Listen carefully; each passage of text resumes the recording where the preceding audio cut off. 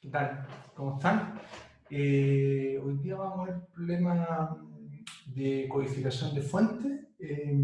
Así que vamos a partir con un poco de quería mirar algunas propiedades estructurales del problema de codificación y entender qué es lo que uno entiende por un código y algunas definiciones al respecto. Entonces, muy bien. Entonces, vamos a partir con algunas definiciones de lo que entendemos por un código. Entonces, esencialmente el problema de codificación uno lo puede ver como el problema de indexar un objeto aleatorio, pero antes de entrar al problema mismo de lo que significa codificar una fuente de información, que es un poco el foco de lo que vamos a ver en esta unidad, necesitamos introducir formalmente el concepto de un código y algunas de sus estructuras y propiedades. Entonces vamos a partir por definiciones básicas. Esta es una unidad introductoria donde vamos a introducir, básicamente vamos a dedicar esta cápsula a la introducción del concepto de código y sus propiedades. Entonces la primera definición que uno introduce es la idea de un código asociado a un alfabeto A. Nuevamente nuestro alfabeto tiene que ver con el alfabeto donde las variables aleatorias van a tomar valores, pero en este caso el objeto que vamos a caracterizar el alfabeto, siempre vamos a estar considerando alfabetos finitos, eso es importante. Esto es un objeto de alfabeto finito.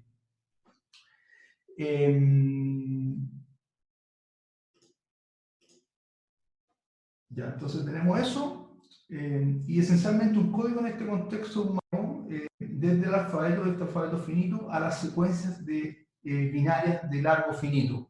Y este conjunto es bien importante porque este conjunto es el que va a aparecer de forma sistemática en toda esta unidad, que esencialmente son todas las palabras binarias de largo finito. Si se fijan, es la unión sobre todos los posibles largos que están indexados por la variable k, del conjunto 0,1 a la potencia k, donde el conjunto 0,1 a la potencia k son básicamente las palabras binarias de largo k. Entonces, si yo hago la unión de todos estos elementos, es esencialmente el conjunto de palabras binarias de largo finito. Y eso tiene una notación en la teoría de codificación que se denota como 0,1 asterisco, para no estar escribiendo de manera sistemática esta definición. Eso se denota como 0,1 asterisco, las palabras binarias de largo finito. ¿Ya? Y una propiedad importante de un código es la propiedad que sea un código sin pérdida. Aquí básicamente vamos a partir con la idea de codificación sin pérdida. Naturalmente la teoría después se extiende para el caso de codificación con pérdida, pero para efectos de lo que vamos a estar viendo en esta unidad va a ser codificación sin pérdida.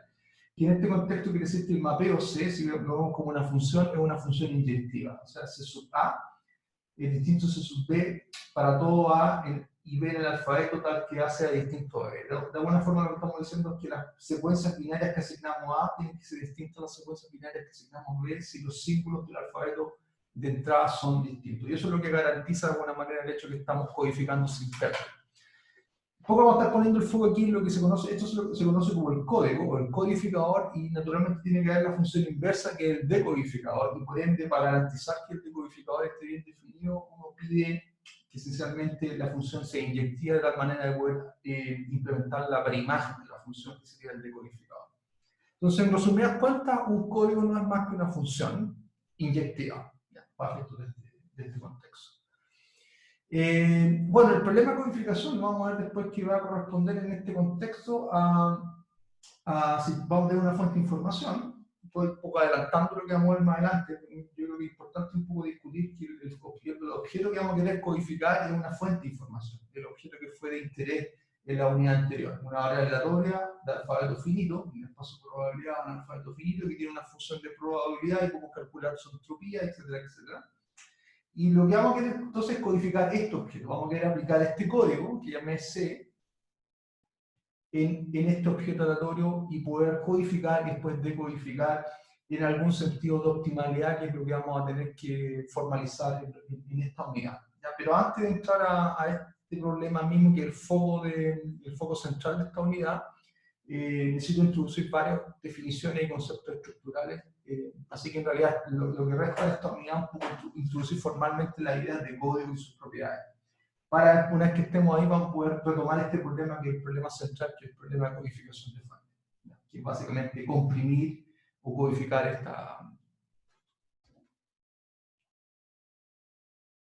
comprimir o codificar esta fuente de información.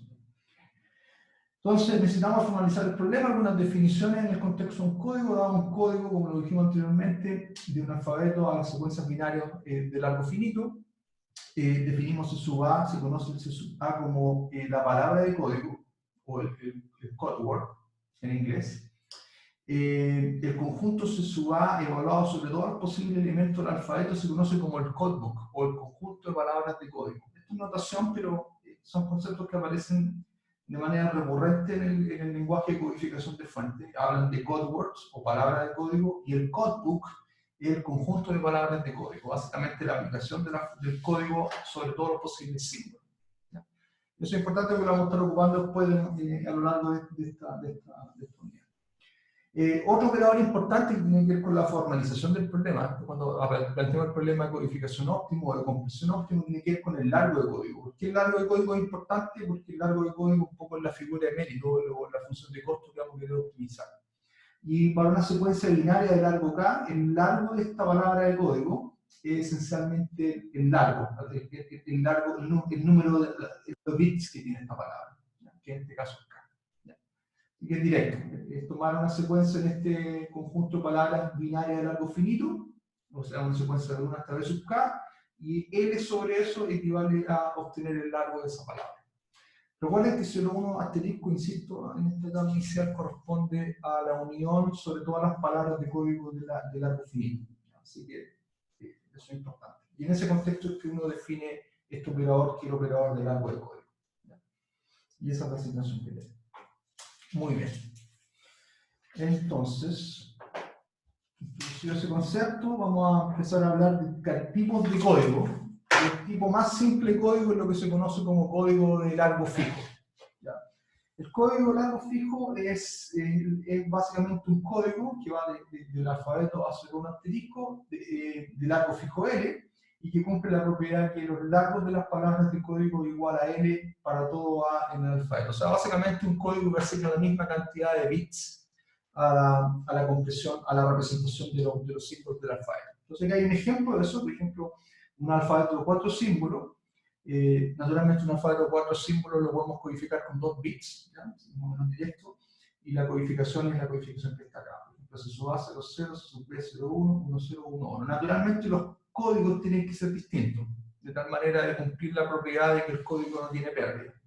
Y aquí hay una representación de árbol binario de ese código en términos de una raíz y un árbol binario donde se dan cuenta el primer bit de la representación corresponde un poco a una indexación de las ramitas que van desde la raíz a nodos intermedios, y el segundo bit corresponde a la indexación de la siguiente ramita que va de un nodo intermedio al nodo final.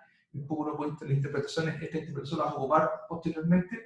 Y nos damos cuenta aquí que las hojas del árbol corresponden finalmente a las palabras de código, y 00 básicamente el código de A, 01 el código de B, 10 el código de C y 10 el código de B. ¿Ya? Así que es súper ilustrativa esta idea de representar los códigos como árboles binarios. De hecho, lo vamos a ocupar de manera sistemática cuando introduzcamos el concepto de código de prefijo libre, que es lo que viene.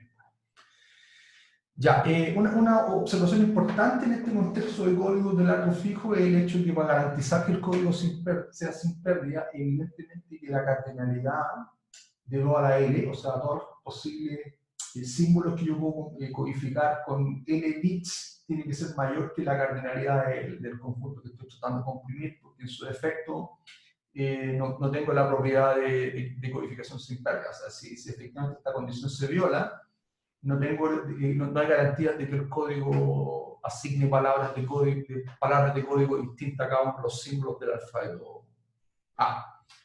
Así que esta condición es importante y tiene que garantizarse. El mínimo largo de código que cumple esa condición es evidentemente la función, si uno un poco reescribe esta condición, bueno, uno reescribe y se da cuenta que L tiene que ser mayor o igual que el cajón superior del logaritmo de la cardinalidad del conjunto, y por ende el largo de código mínimo, que uno podría definir, el asterisco, es esencialmente la función cajón superior del logaritmo 2 de A, y esto me da una cuota inferior y superior para el largo de código mínimo.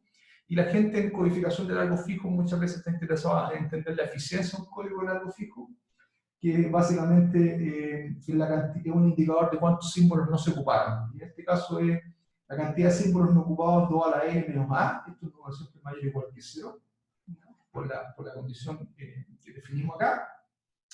Y dividido por ahí suma una relación porcentual de un poco la eficiencia. ¿Cuántas palabras de código de las palabras de código realmente factibles es realmente la que ocupamos en esta representación? Ahora, como se podrán dar cuenta un poco, este código largo fijo es el approach más básico que uno podría utilizar, porque no hay ningún conocimiento de la estadística de la fuente ni nada. Eso anticipa que el problema de codificación tiene que ver con construir una variable aleatoria. De alguna manera, este esquema de codificación de largo fijo en realidad no hace uso de ninguna manera de la estadística de la fuente, y parece ser un esquema básicamente subóptimo. Y en el fondo lo es. Pero vamos a ver que hay una estrategia que vamos a poder ocupar en este contexto de código de largo fijo para sacar provecho de las estadísticas de la fuente de información, pero eso lo vamos a ver en las unidades que vienen. Ya, pero le anticipo que efectivamente este approach es el más simple de todo, asignar palabras de largo fijo, y evidentemente que no es muy eficiente y no hace uso de la información que uno posiblemente podría tener de la fuente de información. Entonces, en la línea de hacer mejor uso de la información que uno puede obtener de una fuente de información, aparece la definición más general de considerar códigos que violen esta estructura de largo fijo, y esos códigos se conocen como los códigos de largo variable. ¿Ya?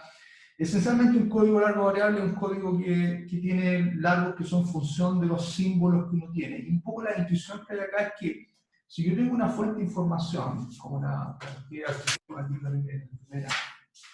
tengo una fuente de información, en realidad esta fuente de información va a inducir una probabilidad en este alfabeto, y por ende voy a tener símbolos que son más probables que otros. Y en ese contexto, si es que uno quiere plantear el problema de compresión, de hecho lo que vamos a hacer en la unidad siguiente, uno se da cuenta que efectivamente tiene sentido que los símbolos en este alfabeto que sean más probables tengan palabras de código largo menor que los símbolos que son menos probables, o los más improbables, los que tienen una probabilidad más baja de ocurrir. Uno tendría a pensar de que si yo quiero comprimirlo de manera óptima, deberían tener un largo de palabra que sea mucho mayor que los símbolos que son muy frecuentes. Y de hecho, si ustedes se ponen a pensar en la manera en que uno comprime el lenguaje natural, uno se da cuenta de eso. Es un análisis, si uno hace un análisis frecuencista y analiza las palabras que son más cortas, se da cuenta que las palabras más cortas, que tienen menos caracteres, esencialmente son las palabras más probables. Esencialmente, la codificación de palabras es un esquema de codificación de largo variable. ¿Ya? Entonces, eso es lo que queremos aquí de alguna manera introducir, porque el objetivo de alguna manera es sacar provecho de la estadística de la fuente, y esta flexibilidad de permitir que los códigos tengan largo variable es la forma de hacerlo. Entonces, un código largo variable básicamente es un mapeo del alfabeto a las palabras binarias de largo fijo, pero donde esencialmente existe un par de palabras donde los largos no coinciden. O sea, flexibilizo y doy posibilidad a que efectivamente los largos de las palabras sean dependientes del símbolo que estoy codificando. Aquí hay un ejemplo simple de esa idea. Tengo un alfabeto de símbolo, y aquí el símbolo A tiene la codificación 0, el símbolo B11, el C01, y evidentemente que los largos de palabras son distintos, y son función de los símbolos de la fuente. ¿Ya? Cuando ataquemos el problema de compresión óptima, vamos a sacar provecho de esta estructura largo variable para de alguna manera optimizar la figura de mérito que tiene que ver con la cantidad de bits que uno utiliza para la compresión de la información. ¿Ya? Pero eso viene después. Antes necesitamos introducir más definición. Entonces, aquí, una vez que introducimos el concepto de código largo variable, aparece un concepto súper importante en comunicaciones, y viene del hecho de que efectivamente en un problema de comunicaciones uno típicamente no codifica un símbolo, sino que codifica una secuencia de símbolos. ¿Ya? Por ejemplo, aquí tengo un ejemplo. Entonces, aquí está el contexto tenemos que introducir el concepto de códigos concatenados. ¿Ya? Entonces, aquí hay un ejemplo. Por ejemplo, si tengo A, B, C, A, y tengo un código C, como el ejemplo que ilustré acá anteriormente, de símbolo, ¿ya? Podemos ilustrar el mismo caso. Entonces, lo que uno hace en comunicación es que en realidad va a comprimir una secuencia de símbolos del alfabeto, no un símbolo. Entonces, esa compresión, esa codificación, lo que uno hace es lo que se conoce como codificación concatenada o en secuencia. Entonces lo que hago es básicamente codificar símbolo a símbolo. Codifico el símbolo A, codifico el símbolo B, el C, el A y el A. Y cada uno de estos elementos son bits, secuencias de bits de largo variable, y lo que uno hace básicamente es concatenar este objeto. Entonces genero la concatenación. Los bits de la codificación de A, que es 0, los bits de la codificación de B, que es 1, 1, del ejemplo anterior, de C, 0, 1, A, etcétera, etcétera, hasta el final. Si se dan cuenta, la concatenación de palabras de largo, binarias de largo variable, esencialmente es un elemento en este conjunto. Así que en este proceso de concatenación, de alguna manera, no violo el hecho que el espacio sigue siendo el 0, 1 asterisco, que son las palabras binarias de largo. Y lo otro interesante es que en este principio de concatenación nos damos cuenta que el largo de este código concatenado es la suma de los largos de cada uno de los términos. O sea, hay una propiedad de aditividad. Los bits que yo uso para codificar concatenadamente 1, 2, 3, 4, 5 símbolos corresponden a la suma de los bits que yo utilizo para codificar individualmente cada uno de esos símbolos. Con este concepto, esta idea ilustrativa, introducimos el concepto de código concatenado. Entonces se define el código C sub K, inducido por C, por el código original. Este es el código original de basal, el código largo variable que va desde A a 0, 1 asterisco. Entonces definimos el código concatenado de largo K como básicamente la función que va a la K, o sea, esto es A a la K, es ese este producto cartesiano, A 0, 1 asterisco, como efectivamente la concatenación, como lo ilustramos en el ejemplo. O sea, básicamente tomo una secuencia de símbolos del alfabeto original, A, y lo que hago es comprimir o codificar símbolo a símbolo. Este es el principio de codificación símbolo a símbolo que es súper común tanto en problemas de compresión como en problemas de comunicación. En comunicación uno típicamente tiene este rol de codificar y transmitir símbolo a símbolo y genero estas estructuras de códigos concatenados. Así que es súper importante esta idea porque va a tener un montón de implicancias prácticas, porque en la práctica uno quiere codificar secuencialmente y decodificar secuencialmente. Y esto es súper importante, este concepto del código concatenado. Entonces aquí viene el concepto de, una vez que nos damos cuenta que en la práctica lo que vamos a querer hacer es concatenar los códigos, no solamente trabajar sobre el código aislado, sino que sobre las versiones concatenadas de ella. Aparece este concepto que se llama códigos únicamente decodificables, que es una propiedad estructural más fuerte que hay que imponerle a este código, porque si efectivamente vamos a estar codificando símbolo a símbolo, en la práctica entonces yo no voy a recibir, en el ejemplo es súper claro, en la práctica cuando uno quiera decodificar, o sea, llevar las secuencias binarias a sus representaciones simbólicas en el alfabeto original, lo que uno va a recibir en realidad es una trama de bits, y uno va a querer identificar la secuencia de símbolos que generó esa codificación. A ese principio es básicamente calcular lo que se conoce como la decodificación. Estoy haciendo decodificación. Y de alguna manera, si yo quiero encontrar, garantizar que esa decodificación sea única, o sea, que haya una única secuencia de símbolos que me genere una determinada secuencia de bits en mi codificación, necesito imponer una propiedad adicional que solamente pedir que el código sea sin pérdida, o que esa función su base sea inyectiva. Y eso es lo que, esa pedida adicional, ese requerimiento adicional para garantizar que esta idea de codificación símbolo a símbolo se puede implementar en la práctica, esa propiedad es la que se conoce como, esta definición que vamos a llamar códigos únicamente decodificables. Y de hecho el nombre un poco lo dice. Queremos códigos que podamos decodificar de manera única y que no haya ambigüedad en el proceso de decodificación una vez que uno recibe una trama de bits. Y un poco lo que vamos a establecer aquí en esta definición son las condiciones suficientes que garantizan la capacidad de poder decodificar de manera única. Entonces, ¿cuáles son esas propiedades? Entonces, un código se dice, un código de largo variable se dice UD, esta es la sigla para decir únicamente decodificable, si cumple las siguientes dos propiedades, aparte de ser un código sin pérdida, ya sabemos que un código sin pérdida es más objetivo desde A a la secuencia final. La primera es pedir que los códigos concatenados sean sin pérdida.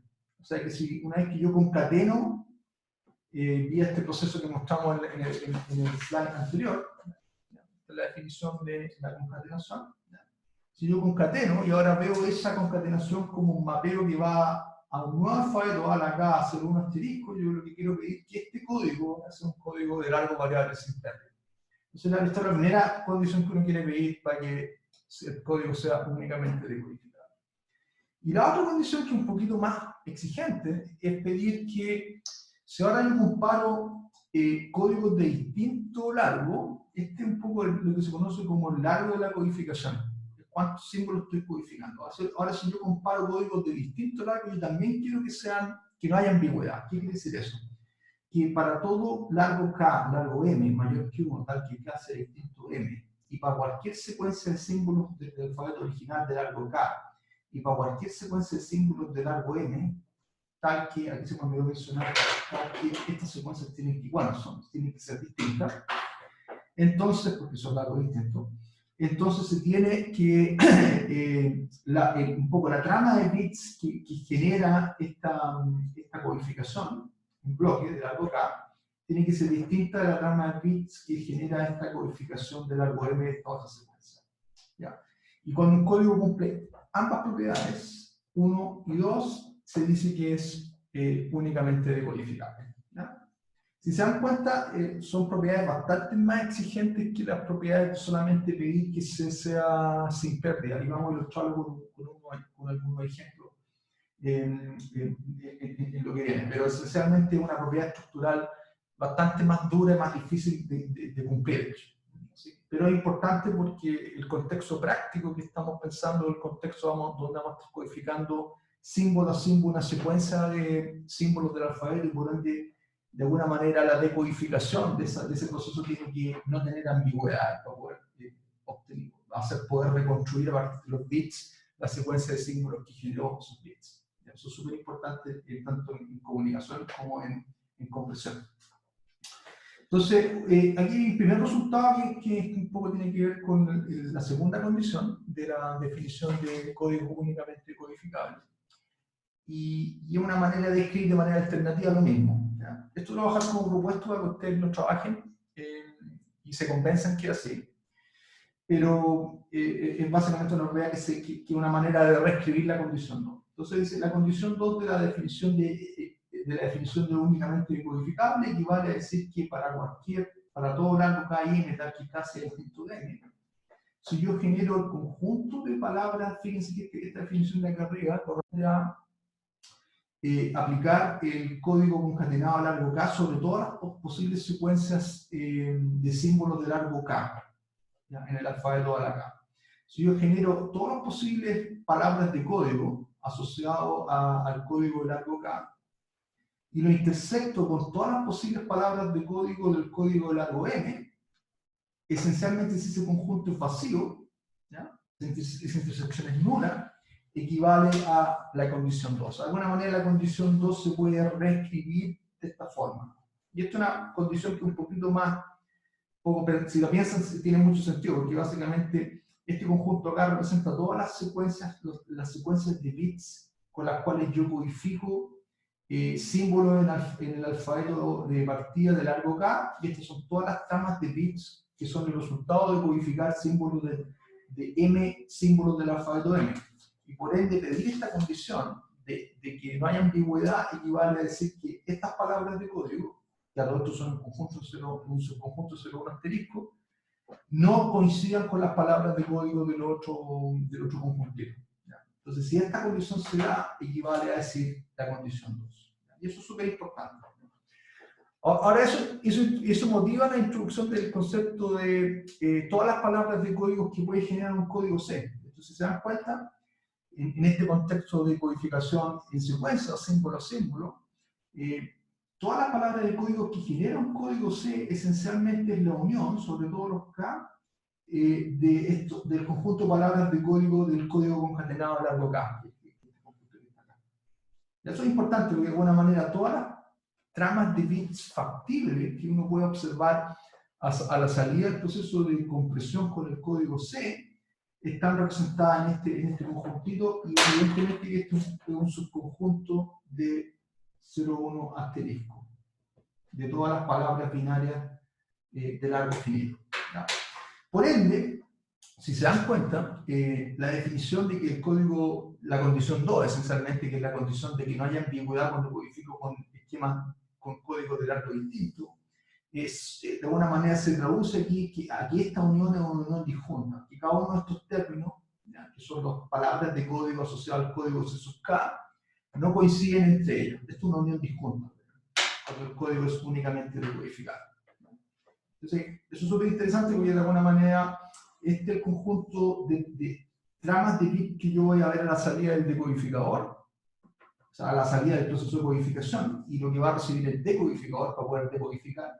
Y decir que el código sea únicamente decodificable quiere decir que esta unión es una unión disjunta. No hay coincidencia entre las palabras de código de las distintas versiones concatenadas del código inducido por C. Entonces es una propiedad estructural súper fuerte. Esta propiedad yo sé que es un poco difícil de digerir en primera instancia, por ende les invito a que revisen la definición que mencioné acá, los dos puntos de la definición, y efectivamente se convenzan que el punto 2 equivale a la condición que puse acá en la proposición. Ya verifíquenlo, es un ejercicio importante. Porque una vez que son capaces de verificar esas condiciones, que se dan cuenta que efectivamente este conjunto acá, que son todas las palabras de código que este código puede inducir vía concatenaciones del código, que es lo que está acá, efectivamente una unión disjunta. Así que se dan cuenta, son propiedades estructurales y que es importante que se sientan cómodos y un poco entiendan la estructura que hay detrás. Así que es importante que lo revisiten y lo vean con bastante cuidado. ¿Ya? Aquí viene otro resultado importante que un poco poner en práctica, lo dije verbalmente, implícitamente, pero aquí viene el resultado en sí mismo, de por qué es importante tener códigos que sean únicamente codificables.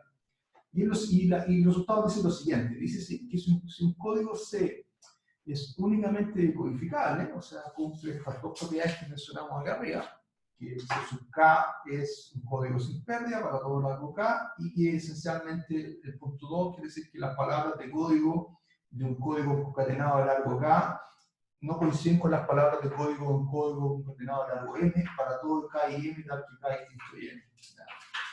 Si eso se cumple, entonces uno puede demostrar que para cualquier W que pertenece a las posibles salidas de este proceso de codificación, que dijimos que lo explicamos de esta forma, son todas las palabras de código que se pueden generar por este esquema de codificación secuencial. Entonces, si yo tomo un W en este conjunto, o sea, un W esencialmente una trama de bits, ¿sí?, una secuencia de bits, finito, de largo finito, porque recuerden que este conjunto es un subconjunto de 0,1 asterisco, así que W tiene que pertenecer a 0,1 asterisco y por ende tiene que ser una trama de bits. ¿Ya?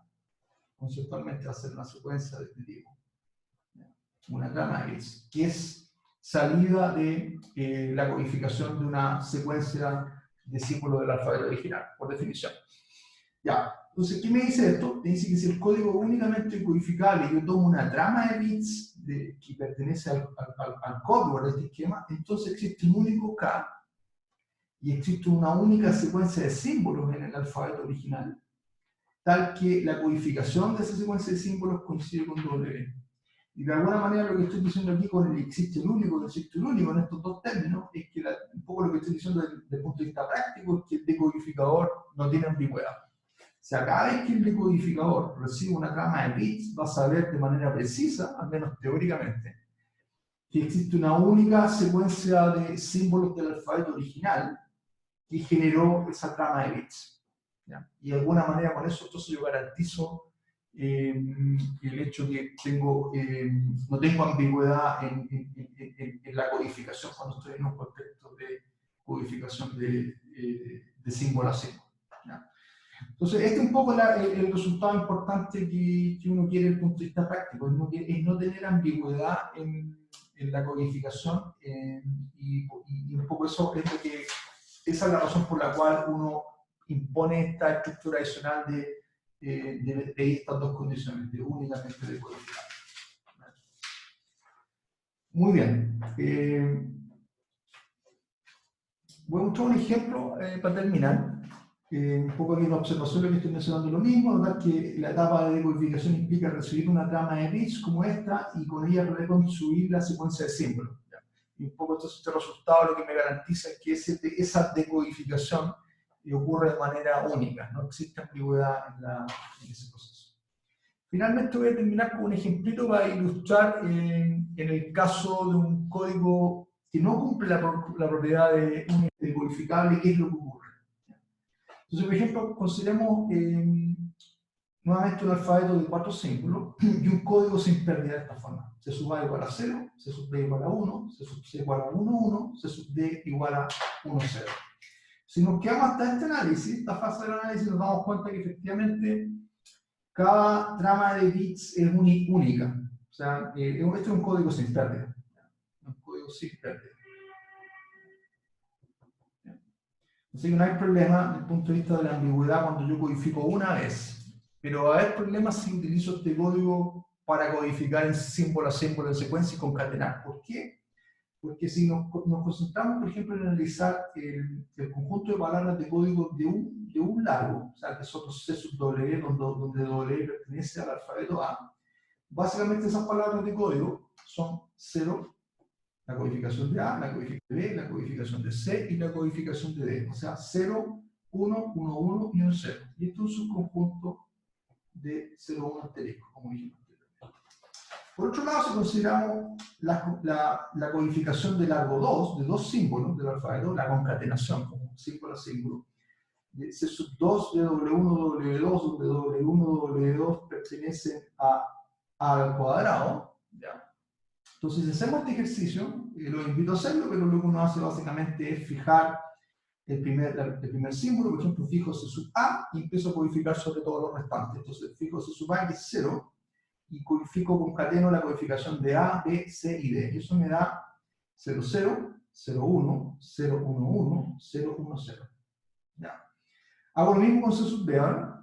¿Ya? Fijo el código del primer símbolo, el 1, y después empiezo a codificar en el siguiente símbolo, codifico C sub A, C sub B, C sub D y C sub D. Y eso me da 1, 0, 1, 1, 1, 1, 1, 1, 1, 0. Hago lo mismo con el tercer símbolo, fijo el 1, 1, y codifico ahora el segundo símbolo. Entonces me da 1, 1, 0, 1, 1, 1, 1, 1, 1, 1, 1, 1, 1, 0. Y voy al último caso, C sub D, fijo el 1, 0, esto es todo como un prefijo, y después anexo los siguientes bits del siguiente símbolo, C sub A, C sub B, C sub C y C sub D. Entonces 1, 1, 0, 1, 1, 1, 1, 0, disculpe, 1, 0, 0, 1, 0, 1, 1, 0, 1, 1, y un 0, 1, 0. Ahora, fijémonos, y efectivamente nos damos cuenta que si comparamos los dos codewords, estos son los codewords de largo 1 y estos son los codewords de largo 2 del mismo código, C, y el que está acá. Evidentemente que hay problemas, porque el 1, 1 aparece en ambos codewords. Aparece en el codeword de largo 1 y en el codeword de largo 2. Acá hay ambigüedad. El 1, 0 también aparece. Y más aún, fíjense que dentro de las mismas palabras del código hay ambigüedad. El C sub 2 tiene dos símbolos distintos que codifican la misma palabra de código. O sea, de alguna manera este código está violando los dos principios que dijimos en la definición de únicamente codificable. De partida no cumple la condición 1 porque C sub 2 no es sin pérdida. Existen dos palabras de A a 2 distintas que tienen el mismo salida. ¿Ya? Acá. ¿Ya? Que corresponden a, en este caso, 1, BC, la codificación, esta es la codificación de BC y esta es la codificación de CB. ¿Ya? ¿Sí se fijan? Entonces hay dos símbolos, o sea, C sub 2 esencialmente es un código con pérdida, no un mapeo inyectivo. O sea que ya violamos la condición 1 de un código únicamente codificable. C sub 2 es con pérdida en este ejemplo. Más aún, efectivamente, la intersección en este caso es distinta demasiado, porque los códigos de largo 1 intersectados con los códigos de largo 2 esencialmente me da como resultado 1, 1 y 1, 0. ¿Qué implica eso? Por ejemplo, que si recibimos a la salida del proceso la secuencia 1, ¿ya? efectivamente no voy a poder decodificar de manera única esta secuencia, porque hay dos posibles secuencias de símbolos que generan esta secuencia binaria. En particular, tengo que C sub D es igual a 1, 0, porque esa es la definición. Pero también tengo que C sub D concatenado con C sub A es 1, 0. Entonces, esencialmente, la decodificación tiene dos posibilidades.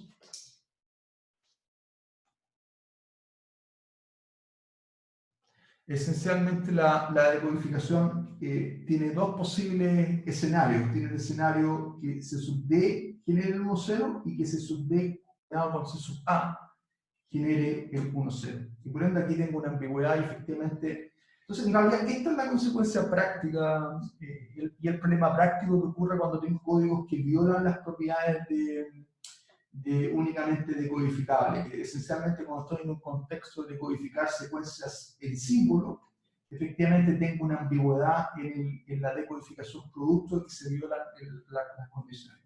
¿Ya? Si estuviera codificando un símbolo nomás, no habría problema, porque si sé que voy a codificar una vez y no voy a estar ocupando el código en un contexto de codificación secuencial, el hecho de que el mapeo sea inyectivo es suficiente. Y muchas veces hay aplicaciones donde eso es suficiente porque sé que voy a estar codificando una vez. Pero si estoy en un contexto donde voy a codificar una secuencia de símbolos, que es lo que típicamente uno enfrenta en un problema de comunicación o un problema de compresión, voy a querer comprimir una secuencia de letras, una secuencia de caracteres, una secuencia de símbolos. Efectivamente, esta propiedad es necesaria para poder, en la práctica, poder hacer la decodificación. Sí, tenéis que poner símbolos adicionales para separar los caracteres, que es la parte del día, porque poner símbolos adicionales implica pagar más bits en la compresión. Bueno, con esto termino la clase hoy día y